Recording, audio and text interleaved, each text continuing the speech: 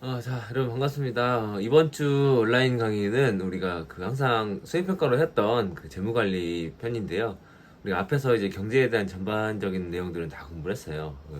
이론적인 부분들은 전부 다 공부를 했고, 오늘은 이제 실제로 이제 여러분들이 나중에 살아갈 때를 대비해서, 지금부터 자산 관리를 어떻게 해야 되고, 어떤 자산을 가지고 어떻게 운용해야 되는지, 각 경제 생활 그 시기별로 특징을 파악을 해보고 그에 따라 여러분들의 그 생활을 한번 설계를 해보도록 하겠습니다.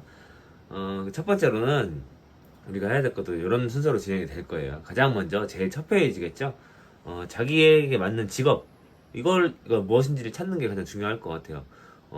여러분들이 지금 당장 나이에 맞는 뭐 평생 해야 될 하나의 직업을 지금 골라라 이런 것도 아니지만 여러 가지 직업들이 있고 어떤 직업군이 나한테 어울리는지를 아마 여러분들 알아보면 좋을 것 같아요.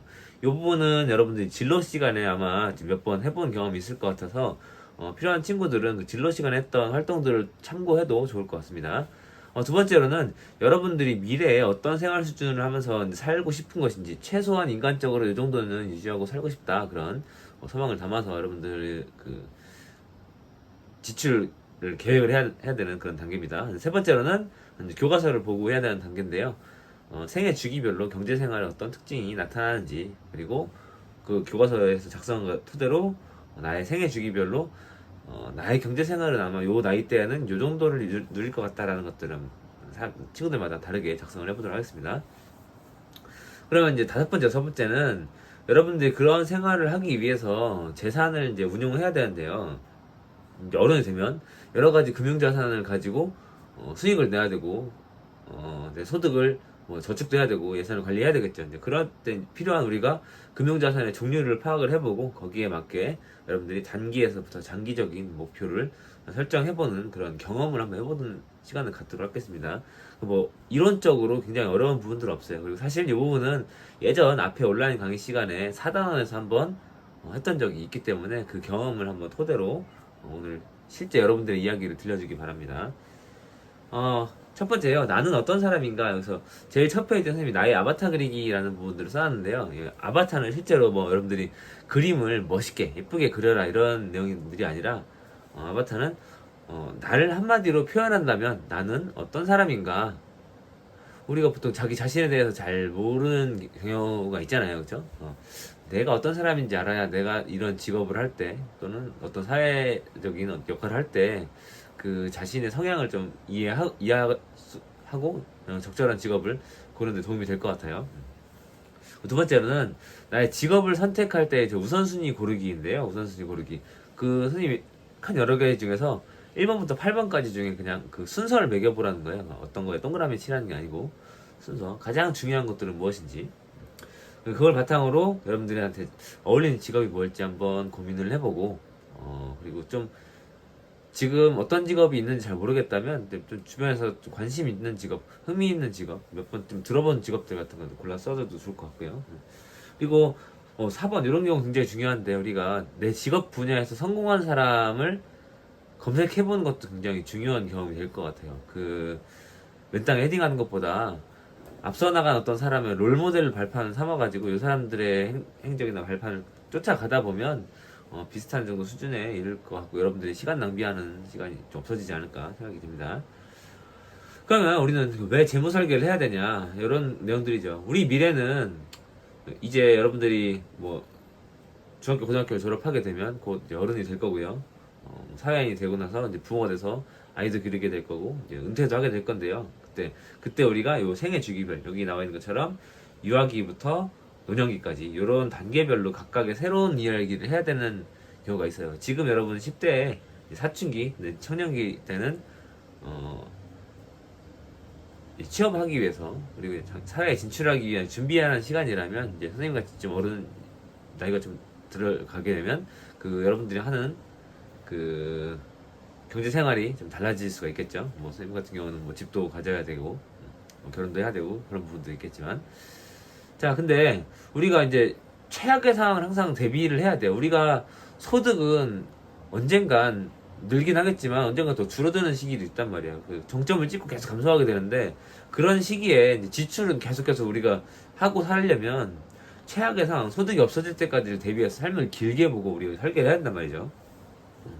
우리는 나이가 들어가면서 점점 소득보다 지출이 많아질 테고요. 그렇기 때문에 소득이 있을 때 이거를 잘 관리하는 법을 깨달아야 된다. 그게 재무관리의 필요성이고 핵심입니다. 자, 그러면 다음 단계 한번 넘어가겠습니다. 뒷장을 넘겨보면 이제 두 번째 페이지겠죠. 첫 번째 선생님 꿈이 뭐냐, 그리고 그 밑에 그 꿈 또는 직업을 실현하기 위한 과정들이 무엇인지, 이거 같은 경우는 여러분들 진로를 한번 지금 검색해서 찾아보는 사람이랑 그냥 어떻게든 되겠지, 어떻게든 고등학교, 대학교 진학하겠지, 이런 사람들이랑 정말 그 시간과 방향이 엄청나게 달라질 수가 있어요. 선생님 같은 경우도 꿈을 굉장히 늦게 갖게 된 편이었어요. 그냥 뭐 되는 대로 어떻게든 살아보겠지, 뭐 하라고 하는 대로 하다 보면, 뭐 누가 시키는 대로 하다 보면 잘 살 수 있겠지, 이렇게 하다 보니까 나중에 어른이 돼가지고 뭔가 직업을 갖지 못하고 진로에 대해서 이제 고민하는 그런 자신을 발견하게 되면서 정말 중학교, 고등학교 때 이런 계획들을 세워놔둘 거라는 후회를 했던 적이 굉장히 많이 있었고요. 그 밑에 이제 3번을 보면 내가 꿈꾸는 생활 수준, 뭐 의식주, 뭐 문화생활, 교육 수준 이런 부분들인데, 이거는 뭐 어떤 의도로 선생님이 낸 거냐면, 우리는 다 나중에 이제 지출을 하면서 살 건데, 최소한 우리가 만족스럽게는 살아야 될 것 같아요. 그래서 어떤 몇 평 정도의 집에서 뭐 일주일에 한 번 정도는 뭐 외식을 한다거나, 한 달에 한두 번씩 뭐 영화를 본다거나, 1년에 한두 번씩 뭐 어디 여행을 간다거나, 이렇게 우리가 자기가 인간적으로 만족스러운 수준이 있을 거란 말이죠. 그런 선생님 같은 경우 뭐 되게 꿈꿨던 게, 어릴 때 뭐 정원이 딸린 집에서 강아지를 기르면서 출근하고 싶을 때 출근하고, 쉬고 싶을 때 쉬고, 약간 이런 정도 수준, 뭐 한 달 일주일에 한 번씩은 뭐 배달 음식을 시켜 먹는다거나, 이렇게 소박한 그런 꿈을 가졌었는데, 이런 꿈을 가지고 보면 그 각각의 수준에서 그 우리가 누려야, 이 정도를 누리기 위해서 가져야 되는 예산을 우리가 생각해 볼 수가 있어요. 예전에 어떤 중학교인가요? 초등학교 때 동창 중에 한 친구가 이런 얘기 했었어요. 장래에 어떤 배우자를 만나고 싶냐? 라고 물어봤던 질문에, 6시 땡땡땡 프로그램을 보면서 같이 뭐 딸기를 매일 먹는 게 꿈이다, 이런 친구가 있었는데, 잘 생각해 보니까 이런 수준인 것 같아요. 자, 6시 몇 분에 이제 그 생방송 TV를 같이 보려면 적어도 4시 반 이제 퇴근을 해야 돼요. 칼퇴근을 할 수 있는 직종이 많지가 않아요. 그죠? 예를 들면 공무원이라든지 어떤 출근 시간이 자유로운 그런 직업일 거고요. 밤에 일하지 않는 직업이 될 테고, 그 다음에 매일 배우자와 함께 그 과일을 먹어야 된다. 제철 과일도 아닌 그 딸기를 계속 먹어야 된다라고 하면 꽤 소득이 많이 나가야 되는 그런 사람이겠죠. 뭐 그 정도 같이 내가 꿈꾸는 이 정도 생활 수준, 그 정도를 유지하려면 지금 얼마 정도가 들까요? 그죠? 그런 정도를 여러분들 한번 가상의 계획을 세워보기 위해서 여러분들한테 이렇게 써보라고 했던 거니까, 그냥 즐거운 마음으로 한번 기록해보면 좋을 것 같아요. 그러면 이제 우리가 다음 아래 이제 활동 2번으로 넘어갈 건데, 이제 생애 주기별로 재무 설계하는 거, 이거는 교과서 57페이지를 한번 보고 그대로 좀 적어보면 좋을 것 같아요. 각 나이별로 나타나는 경제활동의 특징인데, 소득과 지출이라는 단어를 한번 표현해주면 좋을 것 같아요. 예를 들면 10대는 소득은 없고 지출만 나가는 시기다. 근데 소득은 대부분 용돈에서 발생한다. 지출은 주로 학비라든지 뭐 생활비로만 지출이 된다. 이렇게 각 나이대별로 소득과 지출을 중심으로 특징을 한번 정리를 해보는 시간을 가질 것 같고요. 자, 그러면 이제 이건 저번 시간 예전에 우리가 한번 올라왔던 강의인데, 생애 주기별로 우리의 소득과 소비는 이렇게 변합니다. 지금 여러분들 이제 유소년기에서 청년기로 넘어가는 그런 단계죠. 아직까지는 소득이 없기 때문에 소비가 훨씬 많아요. 근데 중장년기에는 소득이 더 많아지겠죠. 그렇지만 우리 노년기에는 장차 소득이 없어질 거기 때문에 지금 이 노년기를 대비한 재무 설계를 해야 되는 것이죠. 그리고 자산관리와 관련된 말들, 아마 앞선 강의에 우리가 봤던 것 같아요. 이건 한번 앞 강의를 예전에 올렸던 그 강의 한번 보도록 하고요.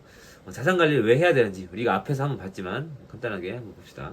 자산관리는 저희 소득이나 재산을 언제 얼만큼 쓸지, 그리고 어떻게 자산을 모을지를 이제 계획하는 것을 자산관리라고 하는데요. 자산관리는 이런 것 때문이에요. 소비 생활을 우리가 평생 하지만, 태어나서부터 죽을 때까지 하지만 소득을 얻는 기간은 한정돼 있어요. 그렇죠? 그리고 아주 지속 가능한 경제생활, 죽을 때까지 계속해서 소비를 할 수 있는 그런 경제생활을 위해서는 일생 동안 우리가 벌어들이는 것을 이제 고려해서 계획을 해야 되겠죠. 특히 3번 같이 요즘에 우리는 은퇴 이후에 시간이 훨씬 더 많잖아요. 그렇죠? 이런 노년기를 대비하는 그런 것들이 이제 자산 관리가 꼭 필요한 이유가 되겠죠. 자, 그럼 여기 이제 오른쪽 3페이지가 되겠는데요, 여러분 활동지. 여기에서는 여러분들이 예상되는 소득과 지출들을 한번 적어 볼 거예요. 여기는 여러분들 장차 이제 생각하고 있는 직업이라든지 뭐 꿈에 따라서 소득과 지출 수준이 굉장히 달라질 수가 있어요. 뭐 공무원이나 어떤 뭐 좀 그런 직업들 선택한 학생들은 선생님 그때 수업 시간에 예를 든 적이 있었죠. 소득이 엄청나게 많지는 않지만 안정적으로 일정한 수입이 계속해서 들어올 수 있다고 그랬잖아요. 또 어떤 반면에 좀 예체능 중심의 이런 직업을 희망하는 학생들 같은 경우는 소득이 발생하는 기간은 굉장히 적지만 또 그 수입이 굉장히 많을 수가 있기 때문에 그걸 관리하기가 굉장히 차이가 있겠죠. 그래서 여기는 여러분들이 각각의 인생의 계획에 따른 예상되는 계획에 따른 소득과 지출을 한번 작성을 해보는 겁니다. 이게 아무 의미 없다고 생각하지 말고요. 한번 생각해 보는 것과 안 해보는 그 차이가 엄청 큰 차이를 만들어낸다고 했습니다. 자, 이걸 했으면 그 밑에다가 이렇게 표로 한번 그려보면 좋을 것 같고요. 표를 다 그린 다음에는 이제 우리가 그러면 그런 생활을 하기 위해서는 어떻게 자산 관리를 해야 되는가를 봐야겠죠. 자산의 종류는 우리가 이런 것도 있다고 그랬는데요. 우리는 주로 이 오른쪽에 있는 금융 자산에 대해서 한번 공부를 해보도록 하겠습니다. 자, 금융자산 종류 이런 것도 있고요. 요 금융자산의 종류를 여러분들이 아마 다 교과서를 보고 작성을 할 수가 있을 것 같아요.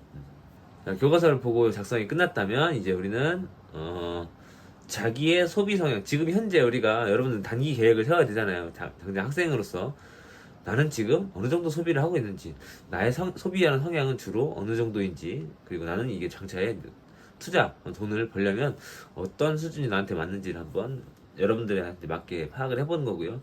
뭐 지금 여러분 저는 소득이 아예 없는데요 라고 하는 친구들이 있을 것 같은데요. 여기 지금 여러분들은 뭐 용돈을 받거나 여러분들이 쓰는 돈이 있을 거예요. 그 중에서 어느 부분 얼마큼 쓰는지를 이제 기록을 해보는 것입니다. 자, 다음 넘어가다 보면 그 교과서에 있는 걸 보고 쓰면 돼요. 여기 자산의 종류, 여기 뭐 예금으로부터 해서 뭐 연금까지 이런 것도 다양하게 나와 있고요. 한번 파악을 해보시고 요게 다 되고 난 다음에 여러분들 이제 어떤 금융자산을 굴릴지를 한번 고민해봐야 되겠죠. 각각의 뜻, 안정성, 수익성, 유동성 이런 말들 한번 이해해보시고 근데 보통은 이래요. 안정성이 높을수록 수익성은 낮고요. 수익성은 높을수록 안정성은 좀 떨어지기 마련이죠. 그래서 이런 어떤 재산을 운용하는 것이 자기한테 좀 맞는지 자신의 성향을 선생님 파악해 보라고 과제를 준 것입니다. 자, 그러면 이렇게 여러분들이 이것까지 기록을 다 했으면 이제 마지막으로 우리가 해야 될 거는 실제로 자산 관리를 이제 실행을 해야겠죠. 그래서 우리는 단기적으로 목표를 설정을 하고요.